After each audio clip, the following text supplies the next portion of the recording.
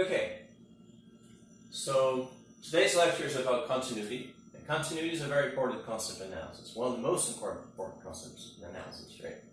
Continuity basically means, well, if you have a continuous function, what that means is that a limit on one side, a limit of the input of the function, gets translated into a limit in the output of the function. Well, let me put it more formally, right? So here we have two metric spaces. X is a set with a metric dx. Y is another set with a metric dy. And I have a function from a certain subset of x called D, the domain of f.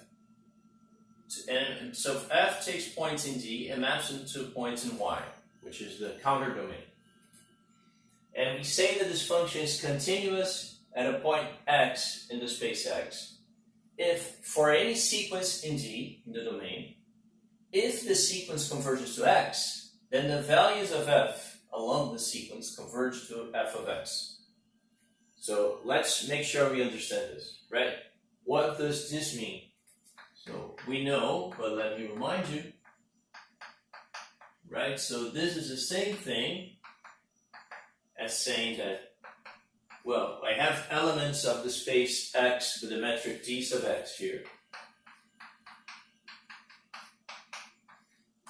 So this is what I have. So this, I'm saying that x sub n converges to x, meaning the distance between x sub n and x goes to 0.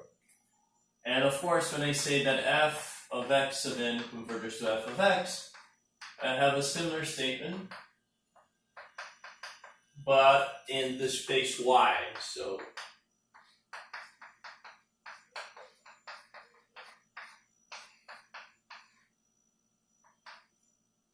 okay, this is what it means for f to be continuous at x, right? That for any sequence that converges to x, the values of f along the sequence converge to f of x.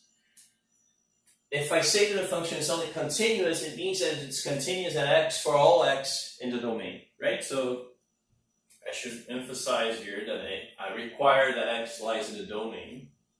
I'm sorry about the mishap. Right, so, and we're going to be talking about this definition for the remainder of this lecture, and maybe for the next couple of lectures. In fact, throughout the course, because many things we're going to be talking about go back to this concept of continuity.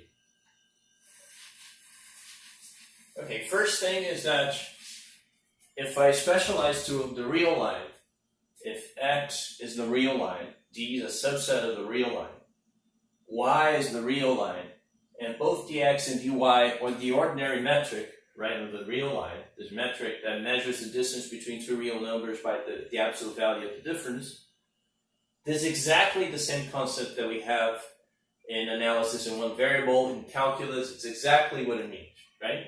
So what we're doing here is to extend this concept, to generalize it to more general metric spaces, both in the domain and the counter domain. So there's no big deal here. In particular, that gives us lots of examples of continuous functions, all polynomials in one variable, all, well, the exponential function, the logarithm. If I define the domains appropriately, then I know that they're continuous there. Okay, so let's talk about other examples, right? So, and examples that we build for those basic cases. So, let me assume that I'm given a function f,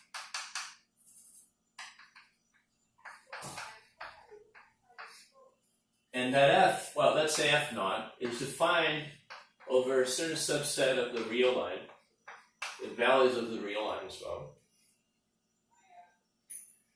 And now let me define another function. First, let me say what its domain is. Okay, let me call this d naught. And let me say I fix a d dimension, and I fix an index I, and I'm going to say that d is a set of all vectors x in d dimensions, such that x sub I belongs to d naught. And then I define f of x to be equal to f naught of x I, the ith coordinate of x, for all x in d. Right, so what am I doing here? I have a function from the line to the line, I take all vectors whose ith coordinate lies in this domain here, and I just say, well, f of x by definition is f naught applied to this ith coordinate of x. So this is all well defined, and the point is that if f naught is continuous at x, say, but let's say if f naught is continuous, then f is continuous. And why is that? Well, it's simple, right? So let's check that this thing holds. Assume that I have x belonging to the domain of f, right? So f clearly is a function from z to r. Assume x, and I have a sequence in here, and I have x sub n converging to x as n goes to infinity. Now, okay, what does this give me? If I look at the definition of the set D, this condition here tells me that the ith coordinate of x is contained in D naught. This condition here tells me that the ith coordinate of each x sub n is also contained in D naught. And now I'm going to use something that we proved. It's trivial, but it's important. We know that when a sequence of vectors converges to another vector, that means that each coordinate will converge, right? So we have this. It's actually an if and only if statement, right? A sequence of vectors x sub n converges to x if the ith coordinate x sub n of I, viewed as a sequence of real numbers, converges to x I, the ith coordinate of x. Right, so we have this, and if we assume that f naught is continuous, then, well, we have a pointed domain of f naught, we have a sequence of the domain, the sequence converges to the point, and therefore f naught of x and x sub ni converges to f naught of xi. And this is the same thing as saying that f of x sub n converges to f of x. Right? So in everything, and from now on that's going to be standard, I'm not being very careful in saying which metric I'm using over RD, over R. It's always a standard metric, okay? The metric given by Euclidean distance or the absolute value, whatever, or your favorite LP norm. We know they all, that's all the same in the end. And yeah, but my point is this, so that I have this very simple way of building continuous functions in several variables from continuous functions in one variable. And how is that important? Well, okay, so this gives me a family of continuous functions, right? Let me show you another kind of continuous function. So,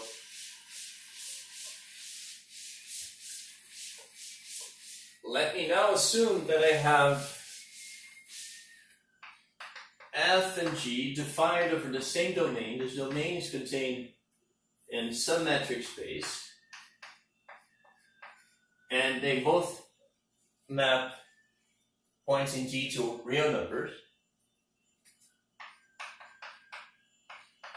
And let me note that if f and g are continuous at little x, then f times g is continuous at x, and also f over g if g is not 0. So here I'm not being completely careful, I'm just saying, okay, assume that this function g never takes the value 0, then I can define the ratio. This is also continuous at x, as long as both f and g are continuous at x, right? How do we prove that? Well, it's basically a bunch of things for analysis in one variable again, right? So if f and g continues at x, this means that for any sequence in the domain, if x sub n converges to x, then f of x sub n converges to f of x g of x sub n converges to g of x. And now we know that if I have two sequences, right? So everything that these guys here, they all live in the real line. And remember, I'm assuming I'm using the usual metric, so the usual notion of convergence over the real line. And now, if I have two sequences that converge over the real line, and I take their product, I know that the product converges to the product of the limits. So I know that f of x sub n, g of x sub n, converges of f of x times g of x. And I know also that this converges, so f of x over g of x, if g of x is non-zero. So both the product and the ratio converge. Well, for the ratio you need this condition, just to say that this ratio here makes sense. But that's what we assumed over here, right? That g never takes a value 0, so we're safe. We can write this down. Excellent. So now this gives us a way to build many, many continuous functions. How so? Well, I should have said, but maybe I'm going to leave this in an exercise, that the sum of f and g, which we've already talked about, is also going to be a continuous function, right? Okay, but now let me give you one example to say basically what I'm trying to get across is that any polynomial, or any multivariate polynomial, is going to be a continuous function. So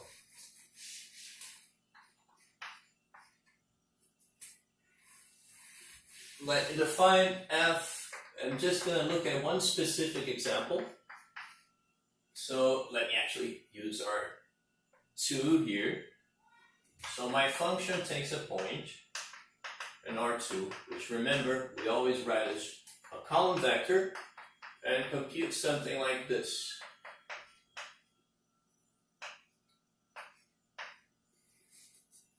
So how do I know this is continuous? I know that this function that takes coordinate 1 of the vector and squares it, it's continuous by my first example, right? I'm just taking a univariate function and applying it, a univariate continuous function, and I'm applying it to a single coordinate of vector x. So map from x to x1 squared is continuous. The same holds for the map from x to x squared cubed to x2 cubed, sorry. And now I have a product of continuous things that's also continuous, right? And I could do fancier things, for instance, say, well, I have this plus x squared to the 4th power, because this is also continuous. I'm adding them to continuous things, so everything's going to be continuous. I could look at kind of products of sines and cosines and the coordinates, could do all sorts of fancy things, and it all would be continuous. So it's really not something that I want you to think too deeply about. I just want you to feel comfortable with this idea that, you know, there are things that are sort of continuous for obvious reasons, if you can put things that way. And there's one other class of things. So, okay, what's interesting about this class of examples is that they all come from looking at some things that are very simple to check. They're continuous, these functions of a single coordinate, products, sums, ratios of continuous functions. So there's one next thing that I want to argue is always continuous, right? So I'm going to be looking at compositions of functions. So I'm going to start from f, define, let me call it d sub x a domain this time, y. I have a g from a domain in y, choose a z. Z is also a metric space. Let me assume the following conditions. So first of all, is that x belongs to the domain, and f is continuous at x. Second is that for all x prime in the domain in x, f of x prime belongs to the domain in y.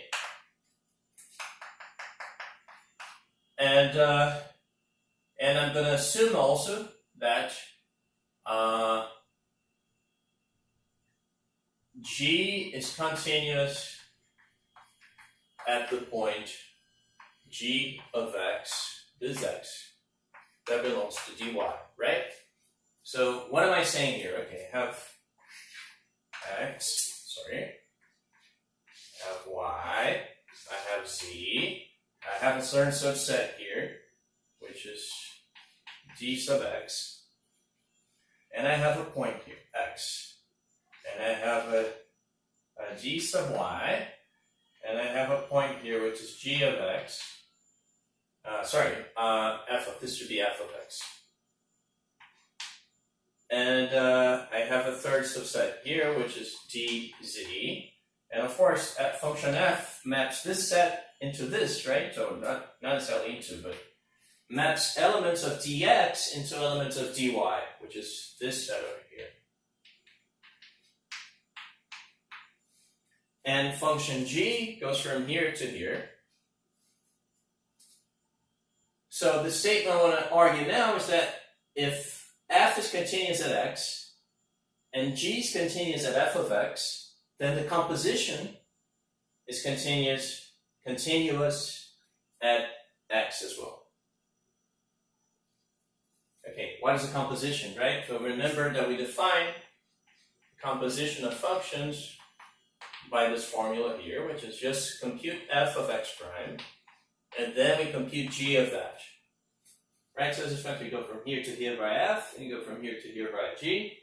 This is well defined because we know that for any x prime in the domain of x, right, domain x here, this dx set, f of x is an element of the domain of g, and therefore we can do things this way. But good, that's well defined. How do we know that that's continuous at x? Well, it's really simple.